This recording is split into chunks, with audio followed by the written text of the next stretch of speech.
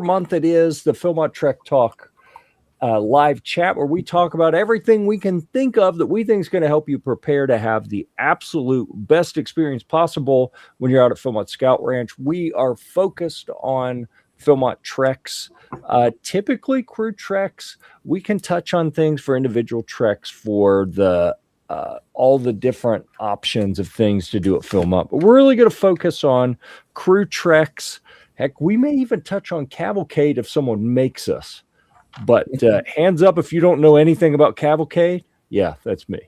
I really no. Darrel's ignoring us, so yeah, he may know something about cavalcade. I don't know. I know someone who was on cavalcade last summer, but that individual has very grudgingly shared almost no information with me, so I can't even tell you guys about it. Yeah. So let's see, what are we going to cover this time?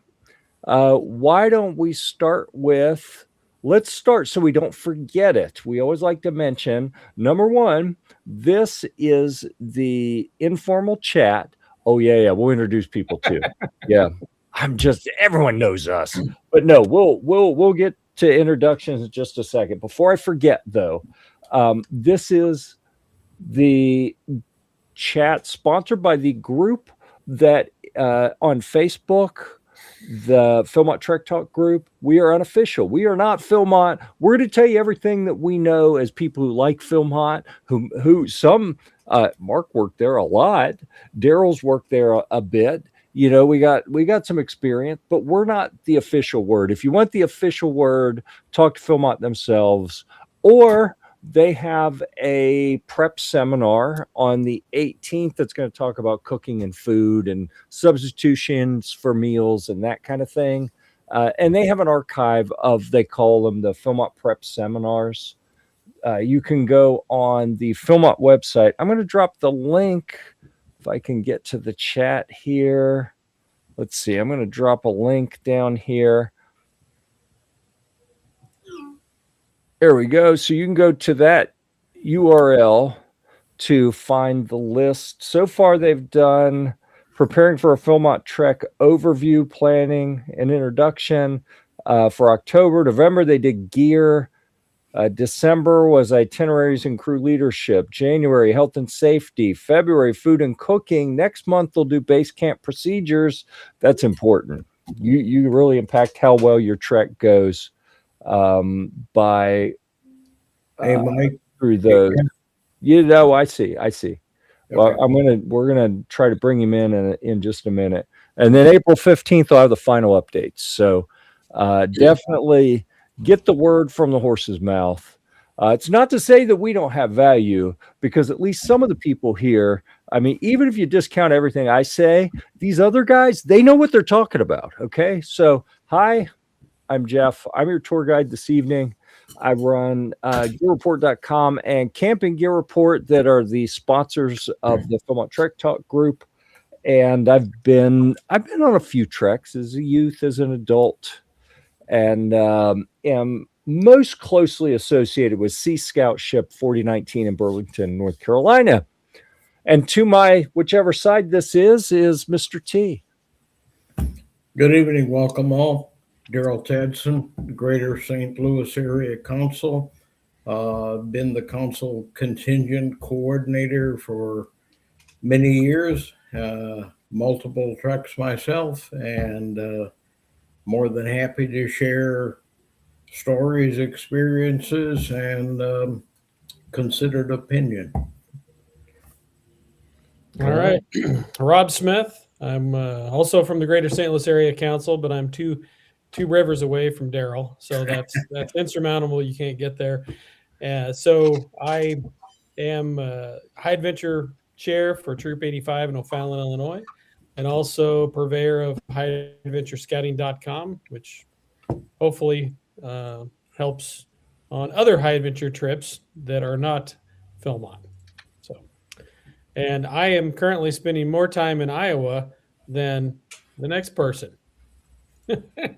Yeah, because I'm in Iowa, but I don't really live here technically. Oh, But I'm Mark Scwheer. I'm currently in Iowa City, Iowa. Been a Philmonter for a long, long time. And I've been with district commissioner, that kind of thing, leader up here. And I've just moved to Windsor, Colorado. Nice. And then had to go back to Iowa. Well, I'll be there. I'll be there soon. I'm here Awesome. every week, so Yeah. yeah. All right. Now we're going to attempt. We had a false start here in the green room before. We're to bring Mike in, our special guest this week, and see if we got the tech stuff worked out here. Can you hear us this time, Mike? Yes, I can. Thanks. And we can hear Mike. It's a win. All right. Excellent. Thanks for being here. We can almost see your face. Oh, there we go. There we go. Better. Mike, Yeah. we just finished a round robin of introductions. Myself, Mark is Greater St. Louis over in the Illinois side, or Rob is, excuse me. Mark is out in Colorado, recently moved out of Iowa. So if you want to throw your 2 cents in for a bio. Yeah, my name's Mike Ficken, Greater St. Louis Area Council. I'm heading back to Philmont for my 9th time this year. Nice. The unfortunate thing is I'm going with Darrel, but won't hold that against him. I had a crew a All right. couple of years ago that met Darrel on the train just by chance. So you just never know. Wow. Yeah. That's fortunate. Hey, look at that. We got someone else who's not from the St. Louis Area Council. Thank you for coming to the St. Louis Area Council Philmont Trek Talk here. I realize this is a round I'm your table. host this month, Rob. Right. Yeah. Well, Sorry, Mike, Scott. thanks for being here. I understand you've got some things you're going to talk about to us, specifically. I think it related to the new medical form, and then also please chime in. And you got a lot of experience, so anytime you feel it's appropriate, then speak up, please. So welcome. Okay. Yep. Thank you. Do you want me to talk about the health form now, or? Let's do Scott's introduction, and then we can dive into the health form. That'll be awesome. Awesome. Scott O'Mary with the Circle 10 Council here in Plano, Texas. Currently Scoutmaster of 2259 here in Plano. And I don't have any firm plans for Philmont this summer. I have a soft plans for Philmont this summer. And I am getting a couple of crews ready to go to Philmont this summer. And I'm also staffing in 2 weeks at the Philapalooza at Longhorn Council over in Fort Worth area. So Nice. Fun times. Nice. Okay, so before we dive into the new health form, let's catch up on comments that have come in. Brooks Roy 6137, first time 9-day trek with 7 scouts, 3 adults, worried about pack being 31 pounds already, pretty much everything personal plus crew first aid kit, no water and food yet. Yeah, 31. Honestly, I would like to be in that situation. I'd probably like to be closer to 21 ish, but 31 isn't like, it's not the worst I've heard, certainly. Like, there's hope for you. That's what I'm going to say. Anyone have any quick comments on how to solve this? Maybe they have a 9-pound chair in that pack. Probably. I tell people follow the list of stuff they tell you to take. I mean, it's pretty close. I do demonstrations on that also, just to our area people, and it hovers around 23, 24 pounds. So for me, yeah, It could be, a sleeping bag and a backpack, and you could lose easily 5 pounds there. that's a good point. Yeah. So to me, the key All right, now I can't see me talking. I'm going to switch back. So Rob and I will just move back and forth as needed. To me, the secret is to get your little drug dealer scale or kitchen scale, whatever you want to call it. First time a friend of mine saw my little scale for weighing my backpacking gear, he was like, "Oh, I didn't know you were a drug dealer." And he happened to be a local police chief, so he said, "Listen, just don't leave that out on the seat of your car if you get pulled over." Oh, and Jeff's gone. Comment. Read ounces. The And person how asking did the everyone question get is, dumped out of the stream? That was interesting. You All thought right, the we're gonna DEA play- came along and got you. Yeah. Yeah, I mean, can't talk about drug dealer scales apparently, but weigh everything. Make yourself a spreadsheet. Use a website like lighterpack.com. Weigh absolutely everything. When you know what it weighs, then you can go online and look at comparable items. You may think, "Oh, I just have a normal backpack," but like Mark said, that there's huge opportunities to cut weight on your key three, your tent, your backpack, and your sleeping bag. But if you weigh it and find that it's like 5.5 or 6 or 7 pounds, and then you go online and realize, like, I did 3 treks with a pack that weighed 19 ounces, like there is a huge range on some of those items. And so that's my first and most important thing to everyone is weigh everything. Even if you just use a regular bathroom scale, that's going to give you a better idea than just like the calibrated hand trying to hold something up and this feels like 3 pounds. You're not going to get that right. Get a scale, weigh it.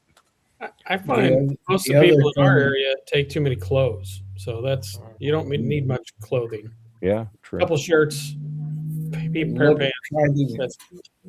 Try to get things doing dual duty. Do you need a jacket, a fleece, and a rain jacket?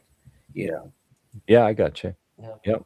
So, And are they tenting alone? Or are they sharing a tent with another adult? That can save you. I always share a tent with another adult. I don't want to carry anymore. Right. Let's see. Got some love for the Philmont Prep Seminar. We like those too. I think ours are more fun than theirs. Okay. Theirs are more official. I'll definitely give them that. And they have cooler outfits, but and they are a lot more scripted than we are. They are. They are. I've been there and seen them, how they set up. They have multiple cameras and mics and lights, and they have like support staff off on the side. Change it, man. It's a production. Like, I think, given the resources that we bring to this, I think we do really well. This is a 6-camera setup. So what are you talking about? That's a very good point. Cameras, microphones. I mean, I have 3 lights. No, I have 5 lights actually. So, but I try to be bougie. Okay. Margaret Warfel says the kid will be on trail crew. Any advice would be great. I was on a regular trek last summer, so we know things, but anything special for a trail crew trek would be great. I wish I'd have known that question was coming. I am friends with the recent last summer trail crew trek director and could have had him come on and answer any specific questions. I believe I could have convinced him to come on. So I don't know a ton about that. Does anyone have any specific knowledge on trail crew trek? Well, other than it's an individual and you'll be in the back country for a week. Yeah. Build a trail. If they're worried about weight, they do all the work first and then they get to go on a trek. Right. So they'll have, actually, while you're in the backcountry, you may bring some heavier things because you'll be working out of a con site. When they shake down to go on their trek, I'm sure they'll shake down the heavy stuff and get rid of it and bring the essentials. And You know, just think about when you're packing, you know, little tubes of toothpaste, little toothbrushes, little things. You don't need a huge personal first aid kit. Just a few things in a bag. Yeah, little blister kits, mainly how I treat that. I've seen people just go crazy with these, even crew first aid kits. It's, you know, Yeah. Yeah. What I carry is the essential stuff as a ski patroller. All fits in all my vest pockets. It's that simple, Right. and that's all you really need. Yeah, I think for any of the individual treks, they're going to send out or have published somewhere already. I'm not sure, lists that are specific to that activity.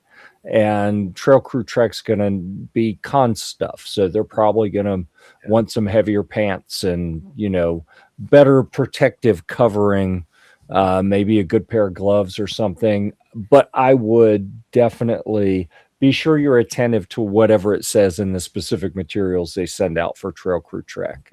But otherwise, like Mark said, you're going to be in the backcountry. It's backcountry's backcountry.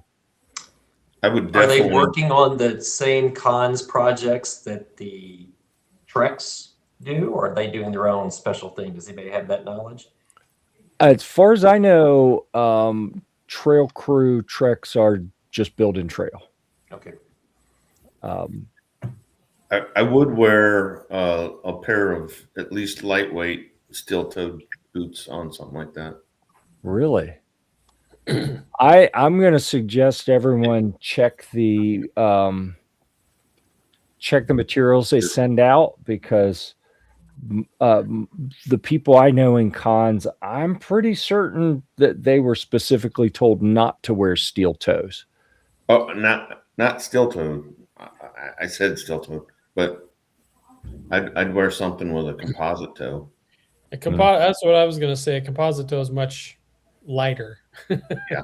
So, Yeah, Well, I don't and it's comfortable. Yeah, I was told the concern is if a steel toe does get crushed, Yeah. they're not getting those toes out of there. So Yeah, I meant, you know what I meant. Well, better than Okay. your whole foot, I suppose. And that leads right into the health form, I think. Sure. So we got a yay. What We got a segue. we got the celebration for Circle 10 Council, which is shocking, that it's not the Greater St. Louis Area Council getting love, but The Circle 10.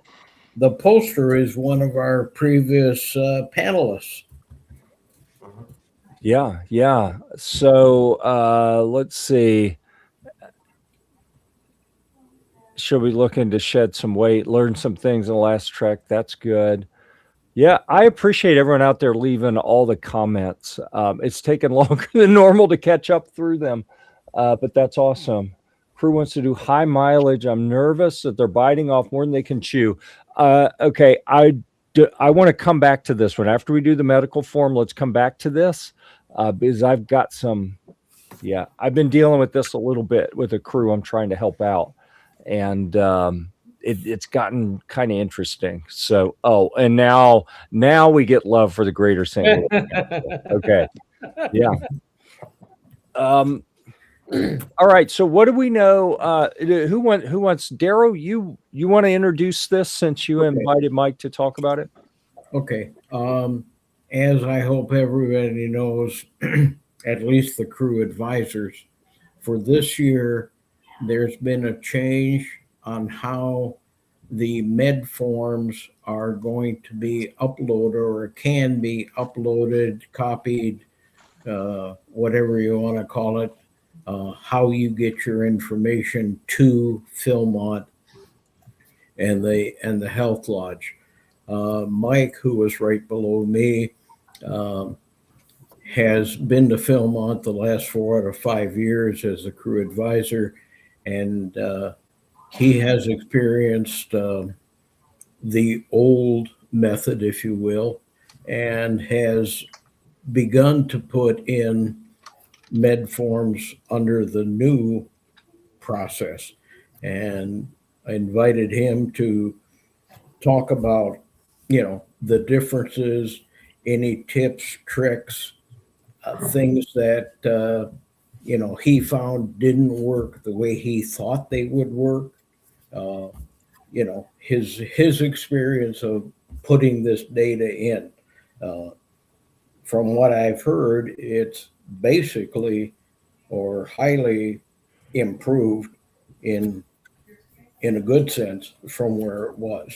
So with that, Mike, go ahead. Okay, so I think what Philmont tried to do this year is make it easier to upload stuff into the med form. And the first page does pretty well. There are a lot of, so when you first sign in to put anything into to put a new person in, they have all this information you have to put in. All that information gets uploaded into the first page of the health form where your name, your birthday, and all that's at. And that's really great. The problem is when you go, then the rest of the health form is blank. So then you have to go with your hard copy and transfer everything off the hard copy into Philmont's copy. And then it gets better. Then you have to upload those pages as well, because there's a signature on the first page that has to be uploaded. And then all the records, the doctor's page has to be uploaded. And if it's a youth, then you have to upload their medical records and immunizations. So they tried to make it easier, but you're really having to do the same amount of work plus a little bit more. So I'm not sure that it's easier. It's and like when you do like the insurance card, usually you just upload it one picture. No, now you have to do the front side on one time, and then you have to do the back side. So you've got a lot of scanning of documents that then have to be uploaded into this. Yeah.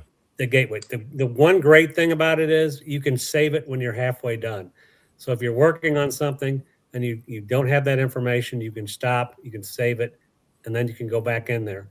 And then at the end, it says, do you want to submit? So once you get everything in there and it's all saved the way you want it, then you are able to submit it into the gateway for Philmont to have. So as far as you know, is this designed so that the lead advisor has to do all this, or could you say like, hey, parent, you need to go fill out your form and the form for your scout? You can do that. I know that was available last year as well. Trusting that to happen and get all that stuff in there, I'd rather, and for me as a lead advisor, I always take a hard copy anyway. Yeah. Because I've gotten there and they've had glitches and then they aren't there. So if anybody is doing this, please take a hard copy with you when you get to Philmont. Because if it's not there, then you're dealing with that on that end, which is much harder than dealing it with going out there. So Mike, do you know if you do that this year for your track and you go to a track next year, will that be available for you just to make tweaks and updates, or do you have to start over from scratch? If that person is going back, that youth, Yep. It's that, and you sign up under the same email, it will be there. If not, no. Nice. It's like you're starting all over from scratch. Because I went back in and mine wasn't there from this year. Okay, I might comment, should anybody from Philmont be watching this and we're saying something wrong, please reach out to one of us so we can make the correction, So I can tell you from experience, Yes. they're not shy about that when the need arises, and we don't want them to be, right?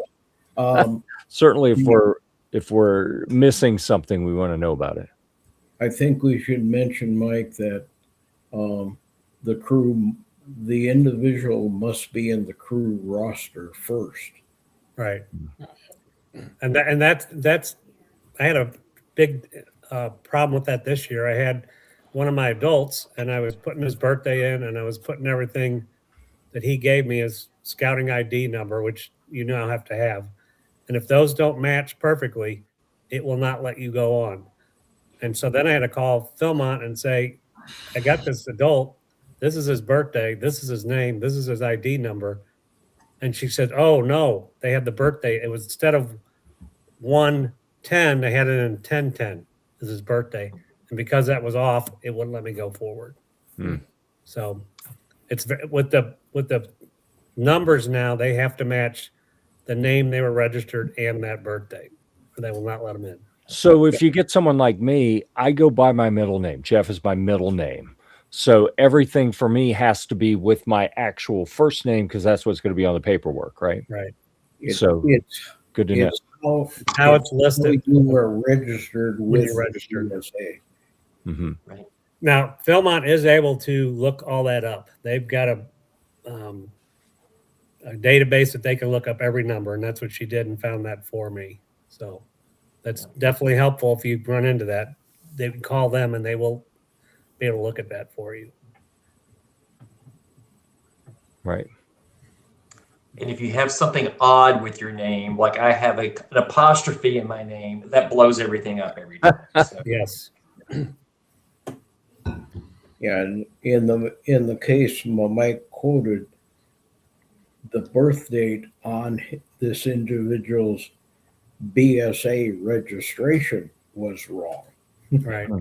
and had been probably for a couple of years or however long he's registered. So I'm going to ask a question I should know the answer to, but I don't. What is the timing of getting all our med forms uploaded?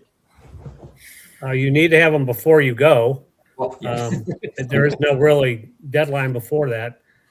You can't add anybody. Is it May? What's the date you can't May add? 1. May you 1. can- Then you'll Yeah. be charged another $150 for that. But as long as their name's in the register and registered as your crew, you can put in information all the way up to the time you go. I thought I had seen a date that they wanted everything in by, though. And I'm scrolling through pages on the Philmont website to see if I can locate that now. And Well, I think I've the added word stuff right would to the be end. they want it as early as you can get it in. Yeah. Please don't wait till the last. Yeah. You know.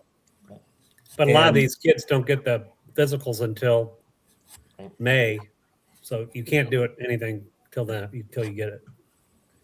So Mike, are you aware of anything that if you enter, it's going to give you an error? For example, if they put a tetanus shot date that's more than 10 years ago, is it going to give you an error and not let you? Yeah, submit if it's or- not within 10 years, it will kick it out and it will not let you go forward. Got it. Okay. So there's probably a few other quirks like that that won't let you keep going. Yeah, the tetanus shot is one of them. Check the comment. Mm-hmm. That's a definite one for everybody. And I had one kid last year that did not have insurance, and that was a weird thing. But what they told me is to take a piece of paper and write no insurance and scan that as an insurance card. Now there is a new thing this year that there is a box that you can click that says no insurance. So apparently this is something that's happened more than once. All right. But Well, there's Philmont no- does have insurance that covers anybody that's in base camp. Because this kid didn't have insurance, and he, of course, ended up having to go to the infirmary. And they have insurance that covers a certain dollar amount. I don't know what it is up to, but he didn't not have to pay anything out of pocket.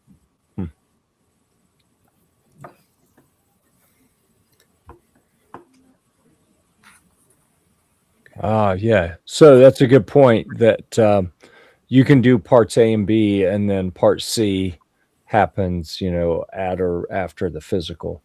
So, and I wanted to ask Scott, you said your apostrophe breaks things, so you just leave it out?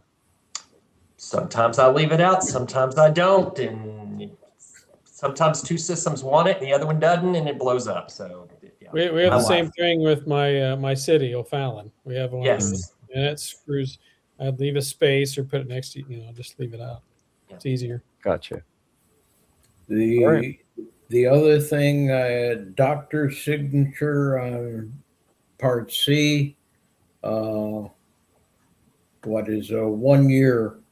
If you had your physical, let's say October of 25, it's still good for the summer of 26. Yes. It's actually good through the end of October of 26. Yeah, it's Even the if end you of the had month. it earlier in the Yeah. month, yes. Yeah. Well, I just picked October as a date, Yeah. but Right. it doesn't have to be within the last 30 days or anything like that. So, All right. signatures, a chiropractor isn't gonna make it. I found that years ago. Wow. It needs to be a medical doctor. Gotcha. I believe nurse practitioner can also sign them. So Mike, give us a little hope here. If we do everything perfectly and we get it all entered, is it going to make our med check go faster, slower, or no change at all? Definitely goes faster if you have everything in there. But again, my biggest tip is take a hard copy with you, because I got out there 2 years ago, and the only thing that got downloaded was the first page of the medical forms, and we didn't find that out till we got there. And the lady goes, "Do you have hard copies?" I said, "Yeah, here they are." She goes, you don't know how many people do not do that, and we wish they would, because now they're trying to get medical forms from home. Mm-hmm. I always carry a binder. I put everything in a binder. And Yeah, that's what I do. Yep. I'll go one further. Not only have hard copies, but have electronic copies somewhere that you can get them if something happens to the hard copies. Right. Our crew in 22 actually put everything on our internal troop website, so they could access it wherever without having a particular computer. So yeah, I take a little zip drive with me as well with all that on there. Yeah. The other thing about taking hard copy, once you leave home and before you arrive at Philmont, should you have an incident, you're going to need the paperwork en route, right, and going back home. Yeah, that's a good point. Yep. Smart. Okay. Anything else before we wrap up the medical? Oh, I have something since we had a mention of things that'll help speed up your med recheck. A couple years ago, I spent a half a day in med recheck, just kind of shadowing and watching and learning how the process worked. And one of the med recheck guys told me the top 3 things that slowed people down and caused problems. Number 1 was not having all the signatures on the medical form. So when you fill it out, please make sure every place it's supposed to be signed, it is signed by the appropriate people, especially the physicians, but also, like for youth, the parent signature. You don't have to track those parents down to get them to sign stuff when you're trying to get your crew out on the trail. That would be bad. Number 2, expired EpiPens and medications. And number 3 is the idea that they want to see all medications in the original packages so they can verify whatever it is they're verifying on it. So those 3 things is what he said caused the most problems as far as process wise. The other thing that I saw that caused the most drama, and geez, the day I was there, probably half the crews had people show up, and in almost every case, it was an adult, and they were over the weight standards that are specified on the health form and on the Philmont website. Like in various places, they tell you, based on your height, here's what you can weigh. And half the crews that I saw had people show up who, some of them were way over, and a couple people, they were over, but then they lied about their height because, the taller you are, the more weight you can be. And that did not go well. I mean, I saw one person that they caught that had added like 6 inches so that they'd be able to get by weight wise. Wow. And they were on a bus out of base camp rather quickly because some of the other things, they can maybe work with you and help you get the right paperwork or whatever. If you're close to the weight, I've seen a couple people work things out if they were super close. But if you lie about any of that stuff on your health form to try to cheat the system, there will be no discussion. Expect them to send you packing post haste. I know I've mentioned this before, but we had a gentleman in one of our crews in 22 that he's a big guy, and he worked for a year and a half to get down, and he got down pretty darn close. And he said, "What should I do? I can't lose any more. I can't do any more muscle because that's heavier." And I said, "Call the medical people at Philmont and just tell them your situation and where you're at." And they worked with him. And they said, "Okay, here's what you need to do." And they gave him a little leeway because he was up front with them. Said, "All right, here's where I'm at," and he was pretty darn close. So just be up front. Don't lie about you. If you can't make it, you can't make it. So. I saw some discussion in the group today about the weight standards for horse rides. And one person, I'm 10 pounds over. And I was like, I didn't want to be rude, but 10 pounds when you have months from now, like that's a layup. That's if you want it, I know there are some people who, for medical reasons, they have additional challenges, but for a normal person who doesn't have, like, they're not on a medication that makes it impossible to lose weight or something like that. If you got a month, you can lose 10 pounds.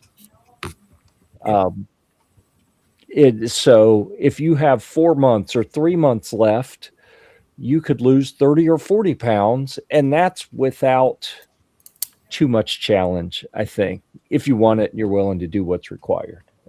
Yeah. And Mark, since you're from Iowa, you know that the wrestlers cut weight all the time, right?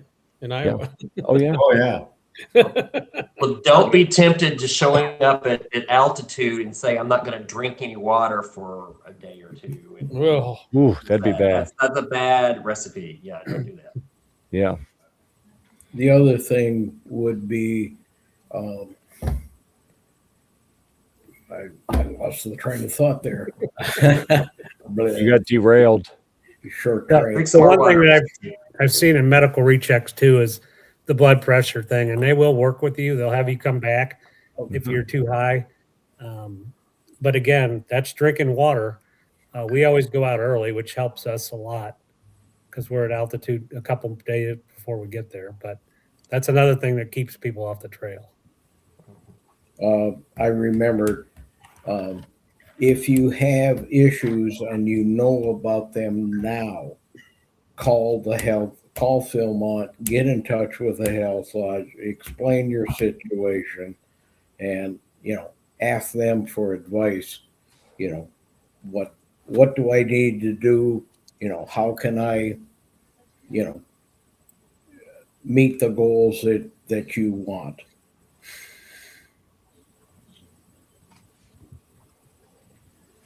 So I'm trying to see if I see any guidance on how to deal with digital medical records or digitized medical records or whatever to answer the question that's on the screen here. Isn't a digital copy against Scouting America policy? I do not know the answer to that, but I did have a little bit of concern. I don't know. Anyone? It's just a copy of the hard stuff that you're taking out. I don't think it's any different. I mean, Yeah, that's I don't know. what I take. I have never heard that. I have not. You, of course, have everything. Everything has, you want to protect it with HIPAA laws, just like every other medical record. You want to control access to it. Oh, okay. Could be I found something. Went off. So on the all right, I'm going to drop a URL here. Let me copy that, and if anyone needs, it'll be in the chat. I'm going to read you what it says here. one of the bullet points here, I'll put it on the screen.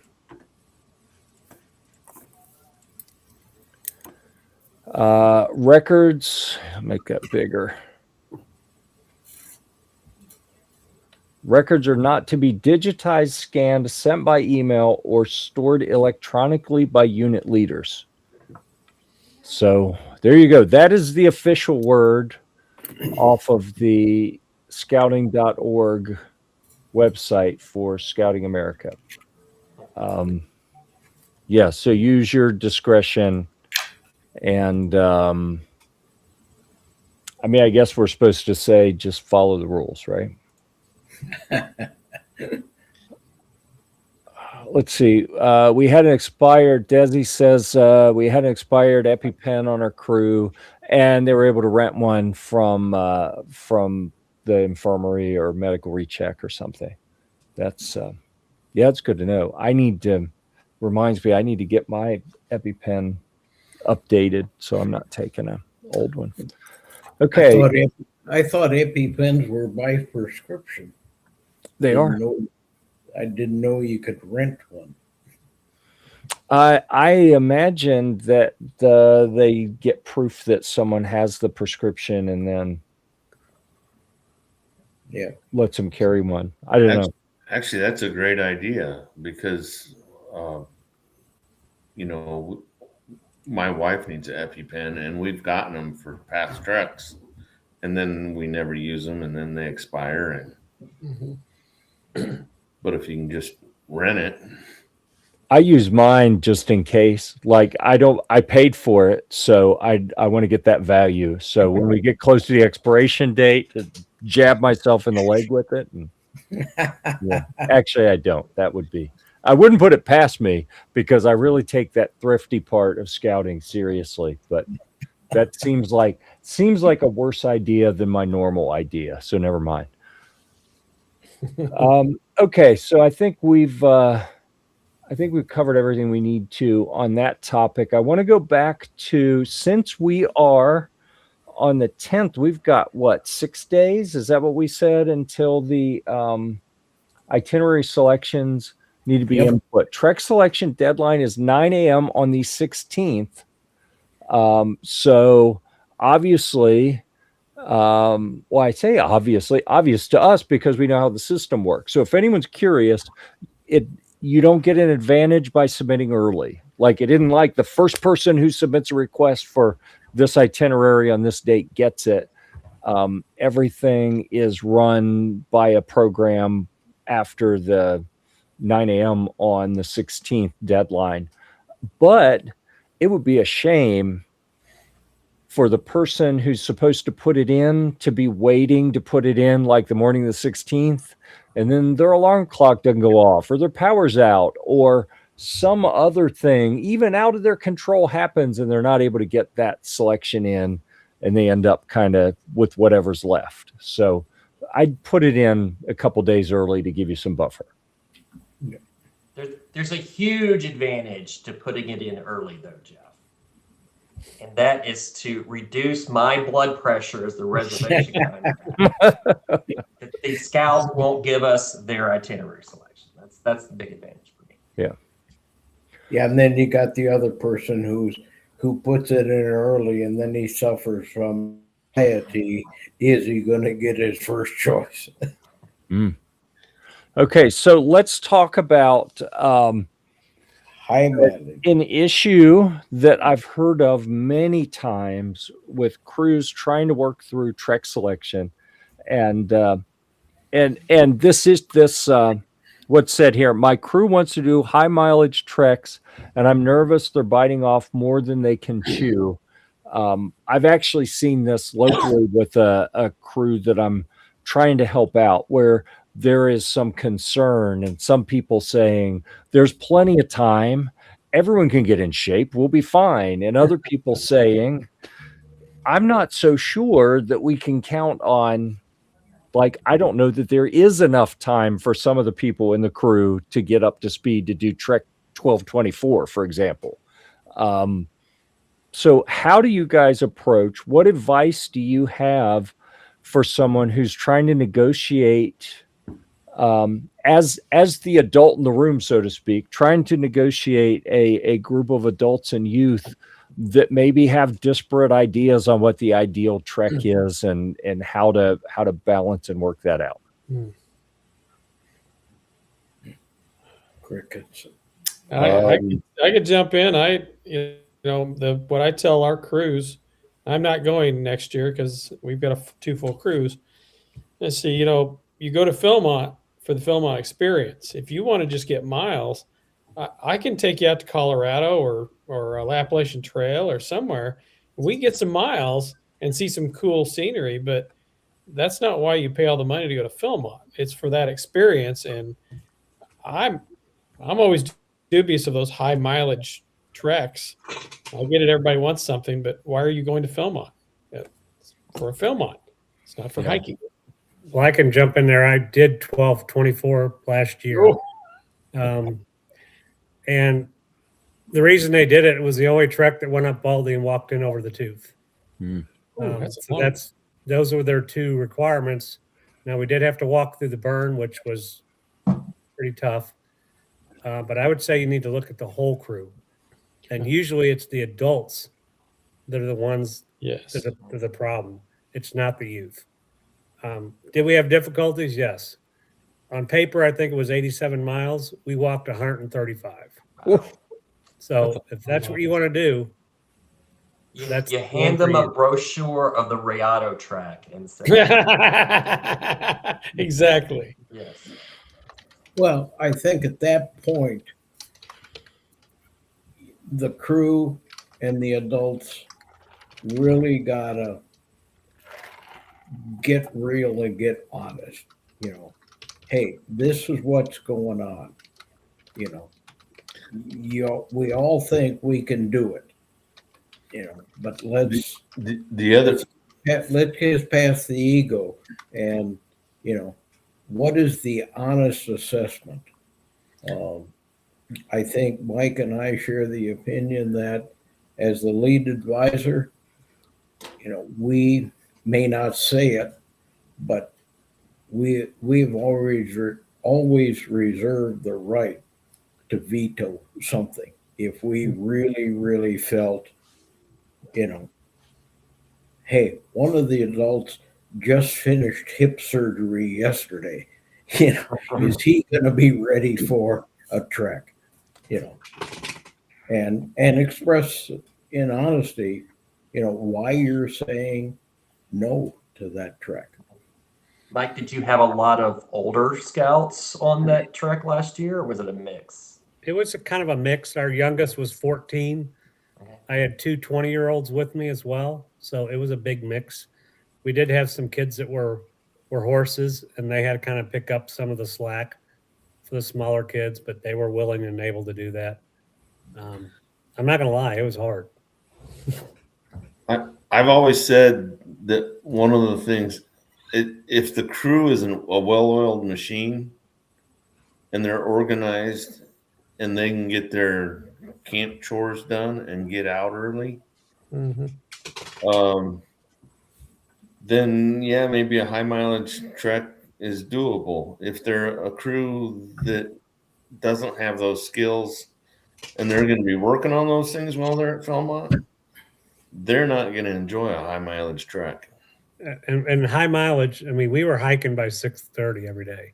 Yeah. You just can't wait. You can't play around and get out of camp late. No. So what I'm hearing is if a crew wants to do high mileage, then you would be looking for some additional commitment up front for physical preparation, for scout skills, Philmont trail skills, break camp, get through the crew duty roster efficiently. Like I think I'm hearing the bar is higher for people who want to do the longer, more mileage treks. Yeah, we had a crew that wasn't our sister crew, but they were on the same itinerary as we were. We would get into camp about 12:30, 1 o'clock to the next camp. Multiple times they were rolling in at 7 or 8 o'clock at night. Jeez. So, I mean, It's rolling difficult. in like they didn't get there, they didn't get to do program. No, It's not that they were doing program and then they rolled into the site. Like they missed program all the time. pretty much. And that's not worth going if you're going to do that. Exactly. Because And I always tell the kids, do it for the program and the different, like the mountains or Tooth Ridge or something. Don't do it just to go hiking. So The programs look fun. There's a much cheaper way to do the hiking. Yeah. though. right. I heard someone characterize recently that they were told that Philmont is typically a once in a lifetime opportunity for people. And that they should plan to get the most out of that experience. And the way they interpreted that is our top three should be 24, 23, and 22. Like that is what equated to getting the most out of the experience to them. Were the more miles, harder, super strenuous treks. Do you guys agree or disagree with that characterization? More out of it to me means more program, but Yeah. No.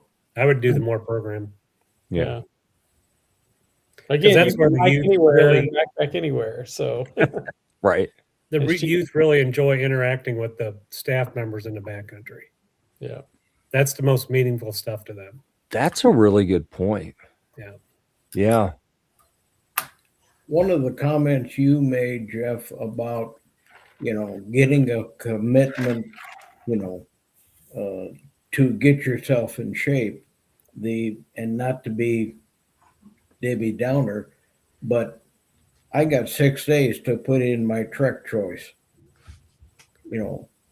So we put in the high mileage strenuous one. And in the next 3 or 4 months, this person or several persons don't get in shape. Mm-hmm. You're stuck with that high mileage trek. Yeah. Yeah. Are you? I Well, guess you could call Philmont You and could always ask permission to change flight have a schedule. discussion. Right. I guess you could, but that's maybe not the intent of the program. right. Yeah, I haven't seen the numbers at all this year, but I would imagine with Lower number. Jamboree going on that the numbers are probably lower in July. So maybe there would be a little bit of wiggle room to move around.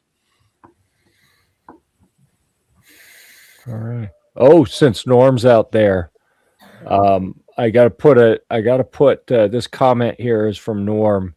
I just got to put a bug in his ear. I may be coming to do Wilderness First Aid with you again at Sea Scout Academy. All right. Nothing like just abusing that I'm running this to make personal comments to people here. Let's see. Desi said our scouts loved the campfires, and also that they love the Monty Python and Harry Potter references. So that what's interesting is I made it to one campfire last summer because I didn't do a trek, but I was passing through the area and a couple staff members were kind enough to take my whole family back to do a campfire. And some of the cheesiest stuff that I was like, oh, this is too silly. No one's going to like this. And the scouts ate it up. They absolutely loved it. Like the more cheesy and silly it was, the more they liked it. So, yeah.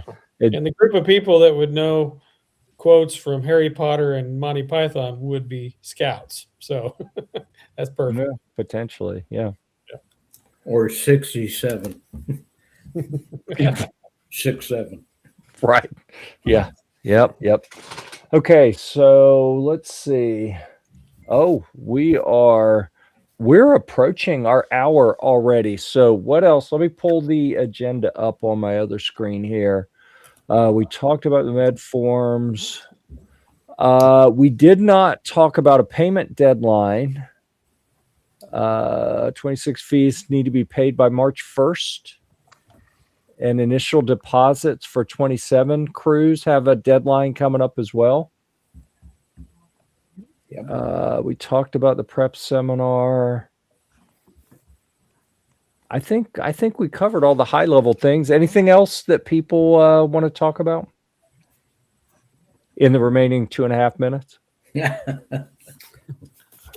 No, nothing will be as classic as listening to Poblano sing Britney Spears. Ooh, well, You had to be there. Somewhere it's got to be on a YouTube archive someplace or something. yeah. What's the guy's name that does Poblano every year? So they call him like 10 Pound or something. Is that, you know who I'm talking about? He's like a Google engineer that comes back every year and plays No. banjo or guitar or mandolin or something. But whoever made the comment about the campfires is if you have an opportunity on your truck to make a campfire, even if you have to like make a side hike from a nearby trail camp to go to a campfire, it is well worth the experience. Yeah, I agree. Absolutely agree. Poblano is a great example. What's it, about a mile to Poblano ruins? Yeah. And I've seen people balk like, a mile? I'm not going a mile. Come on, we just hiked. It's going to be a mile back. It's like, no, it's flat. It's a quick, you're hiking without a pack. You're on flat ground. It's almost like you're hovering over the trail. It's like not a big deal. Yeah. Yeah. Poblano. All right. Desi did Poblano. It's worth the walk to get a liter of potable water. Yeah. Yeah. What's a mile to campfire when you just did 6 or 8 to get to camp? Yeah. Yeah. Well, they got a red roof there. So you have that bonus that they typically are going to have some water. You may be able to get some advisors coffee and cookies. Cookies. Come on. You can get cookies. Get some hot cocoa that you don't have to carry the stuff to heat it up. Swap box. A swap box. Swap box. Oh my goodness. Man, that is like the lap of luxury. Every time you get to a staff camp, you have all these amazing things for you. I'm a little too excitable tonight, I think. So let's see. And there it is, 10 o'clock. We have a Philmoca. Yeah, we'll have to talk next month. Maybe someone can remind me to talk about coffee. One of my new campaigns is to convince adults you really don't need to carry a separate stove and pot kit just for making coffee in the morning. That's silly, in my opinion. The old people who need to be carrying less weight, carrying extra gear for something like that. Like, you already have a stove and pot. Use the crew stuff if you have to do that. Or I will teach you next month, if someone reminds me, I will teach you how to do the Philmoca, or what do I call it? The backcountry mocha. I think that's what I called it. Why don't you do a video, Jeff, and post it out there for us? I'm going to do that. I'm going to say in the video, Scott said I had to do a video. Oh, Norm agrees with me. Good job, Norm. All right. I've convinced myself I can survive on the instant packets for the time I'm at Philmont. So No joke. light. Our ranger brought a French press. Yeah. I've I got was one of those really- too. I'm testing out. I was thoroughly impressed. So we're way off topic now, but sometimes if you're there really early at the next staff camp, they'll be kind enough and they'll let you, get a cup of their coffee. Yeah. If you're nice. Yeah. All right. I think we've exhausted our time. We should probably shut it down. Is anyone not ready? Icon. I go on. I got